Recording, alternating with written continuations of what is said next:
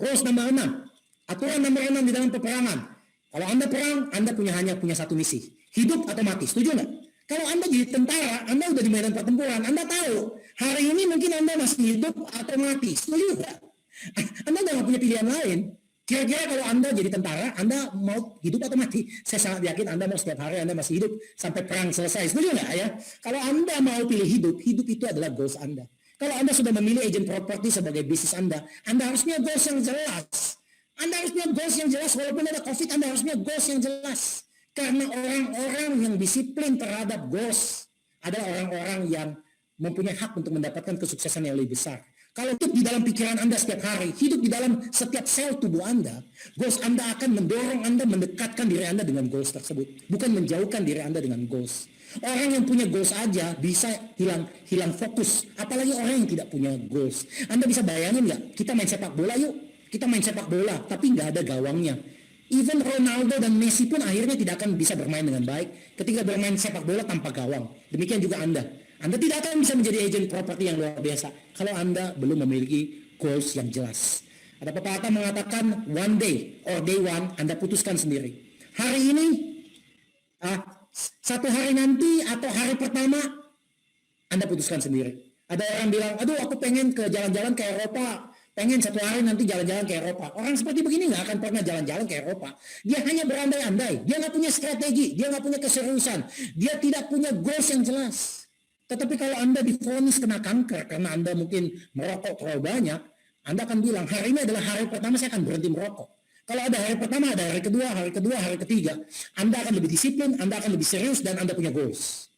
Hari ini, apakah one day atau day one bagi Anda untuk bisa menjadi lebih baik? Anda putuskan sendiri.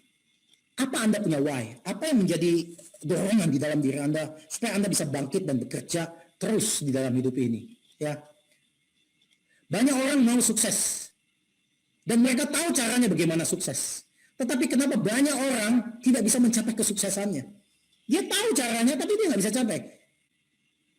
Karena dia nggak punya goals yang jelas. Ketika seseorang punya goals yang besar, punya cita-cita yang besar, ya, dia akan menjadi versi yang lebih baik dari dirinya. Anda capai atau tidak capai itu bukan sesuatu yang paling penting. Tetapi ketika Anda menetapkan sebuah goals yang besar, Anda sudah menang sebelum Anda bertindak. Saya ulang sekali lagi. Ketika Anda menentukan goals yang besar, Anda menentukan goals yang serius dalam hidup Anda, ya, Anda sudah menang besar. Ambil contoh nih, Anda bilang, saya ingin menjadi agent top 3 di kantor saya.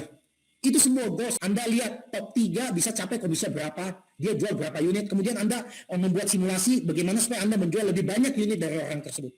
Anda sudah punya goals. Ketika Anda sudah punya keinginan seperti itu, sebenarnya jujur, Anda sudah menang. Anda sudah menang besar. Karena Anda mempunyai drive. Anda memberikan otak Anda seperti Google. Otak Anda seperti Google. Kalau Anda tanya Google, umpama gini, Anda ketik pemain sepak bola terhebat di dunia, enter, pasti keluar nama-namanya. Yang pasti bukan nama saya, oke? Tetapi Google akan mencari apa yang Anda minta. Otak Anda, pikiran kita juga seperti begitu. Apa yang Anda minta? Saya pengen menjadi top 3 di kantor saya. Omsetnya masih berapa? Jual berapa unit? Itu Google di otak kita akan mencari dan selalu mengingatkan kita. Apalagi kalau kita pintar, goals itu kita tulis dalam kertas, kita simpan di saku, kita bawa setiap hari, kita baca. Tentu itu akan menjadi dorongan yang lebih serius di dalam hidup kita. Jika goals Anda tidak membuat Anda ketakutan, ya jujur, goals Anda tidak besar-besar amat. Tapi ada yang bilang, Pak Darmadi, masalahnya kalau buat goals, Pak, kadang-kadang kalau nggak capai itu yang membuat hati itu hancur. Bagi saya, kalau buat goals tidak tercapai, itu hancur oke-oke aja. Tapi lebih hancur lagi Anda nggak buat goals, dan Anda nggak mencapainya. Dan lebih ngerinya Anda ketawa-tawa, Anda bilang apa? Yang buat goals aja nggak capai, Pak. Enakan saya dong, Pak, nggak buat apa-apa, nggak capai. Jadi saya nggak capai apa-apa. Orang kayak begini mah nggak bisa maju. Saya mau nanya, apa yang Anda takut sih? Anda mau jualan. Pak, jualan tuh menakutkan loh. Apa takutnya? Itu loh, Pak. Minta listing aja kadang-kadang kita dimarahin. Oh, jadi takut ya? Iya. Iya. Kadang-kadang komisi juga ditawar, Pak. Oh, jadi takut ya? Kadang-kadang kita pasang iklan, propertinya laku sama agent lain. Uang gue hilang. Jadi takut ya? Saya kasih tahu Anda, kalau Anda punya ketakutan hanya sebatas itu, tidak heran Anda tidak bisa jadi orang sukses. Loh, kok Pak Darmani ngomong gitu? Saya mau nanya Anda, ada satu orang namanya Elon Musk. Elon Musk itu, dia punya cita-cita yang gila. Dia pengen buat satu roket yang bisa terbang keluar bumi, kemudian balik ke bumi. Roket itu masih bisa dipakai beberapa kali. Biasanya kan roket kalau udah terbang keluar bumi, balik kan udah selesai gitu ya. Dia menawarkan kepada NASA bahwa saya pengen buat roket yang bisa bola-balik sehingga cost-nya murah, ya. Dan waktu itu dia saingannya sama Boeing, perusahaan yang luar biasa, Boeing besarnya. Elon Musk mah nggak ada hebat-hebatnya, ya kan? Dan Anda tahu dia harus keluarin uang lebih dari beberapa triliun untuk mengcover kerugiannya dia menemukan roket yang bisa bawa pulang turun. Tapi Anda tahu, NASA sekarang pakai SpaceX untuk peluncuran keluar dan Elon Musk memenangkan tender itu. Pertanyaan saya, dibandingkan Anda ditolak sama customer dengan ketakutannya Elon Musk yang bisa hilang mungkin triliunan rupiah, siapa yang lebih takut? Pasti Elon Musk. Jadi kesimpulan yang saya mengatakan adalah orang-orang yang punya ketakutan lebih besar, resiko lebih besar dalam hidup ini, pantas menerima kesuksesan yang lebih besar. Setuju? Kalau Anda merasa Anda belum sukses, mungkin Anda belum mengambil resiko yang lebih besar lagi. Kalau Anda belum sukses, mungkin Anda belum punya goals yang lebih jelas lagi.